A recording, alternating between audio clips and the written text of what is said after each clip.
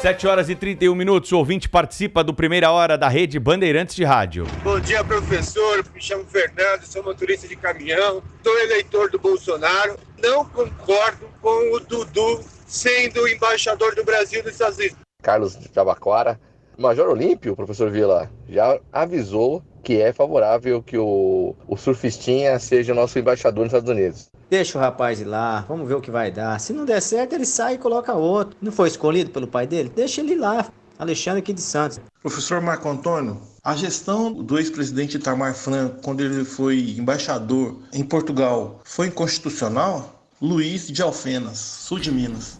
Bem, rapidamente é o seguinte, o Itamar Franco não só em Portugal, passou pela Itália e depois foi aos Estados Unidos como embaixador. Só lembrar que o Itamar Franco, quando foi designado pelo presidente Fernando Henrique Cardoso, ele já tinha sido prefeito de Juiz de Fora, 2 vezes senador, vice-presidente da República. E depois, quando retorna dessa missão diplomata, foi eleito governador do estado de Minas Gerais. Portanto, ele tem uma altura que não tem o surfistinha, né? Então, portanto, são coisas muito diferentes. É necessário sempre separar uma coisa de outra na análise, quando você tem um fato. Senão, quando mistura, por exemplo, um presidente pode designar uma pessoa próxima a ele para o Supremo Tribunal Federal.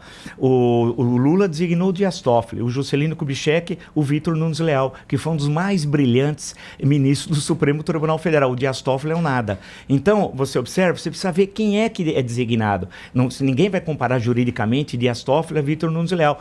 Inclusive, que escreveu, entre outros, não só no mundo jurídico, mas um clássico da ciência política, que é o Coronelismo em Chá de Volta. Então é necessário entender. No caso em tela, o Oswaldo Aranha foi ministro, foi embaixador do Brasil nos Estados Unidos, mas quem é o Oswaldo Aranha? O Oswaldo Aranha já tinha sido ministro da Fazenda, teve uma longa vida política, foi senador, tem toda uma história, né? Uma história de vida, uma história de participação política. Então você não pode comparar, por exemplo, o Oswaldo Aranha com o surfistinha. São coisas totalmente diferentes. E a designação do Getúlio Vargas do Oswaldo Aranha num momento crucial para a história do Brasil e do mundo, que foi a década de 30, no momento que o Brasil precisava ter boas relações com os Estados Unidos e o presidente era o Franklin Roosevelt, numa conjuntura complexa com nazismo, fascismo, né, com o stalinismo, a pior década do século XX, a década de 30 e parte da década de 40. É necessário, portanto, separar uma coisa de outra, fazer uma análise que tenha sustentação. No caso da designação do filho do presidente, nós seremos motivo de chacota mundial, caso o Senado aprove essa designação. Eu torço que não. E o Major Olímpio certamente fez isso em relação ao Dudu surfistinha, porque é a questão de solidariedade aqui em São Paulo. Inclusive, eu pergunto ao Major Olímpio, pergunto ao senhor, encontrei várias vezes com o senhor sabe onde ele mora aqui em São Paulo? Vamos aproveitar a ocasião. O senhor é senador, ele é deputado federal. Aonde ele mora com a esposa? Que vida social ele tem? Major, por favor, responda para mim. O senhor tem meu telefone, nós nos encontramos várias vezes. Me explique onde mora Eduardo Bolsonaro e que vida econômica, social ele tem em São Paulo. Porque se ele não vive em São Paulo, ele cometeu um crime.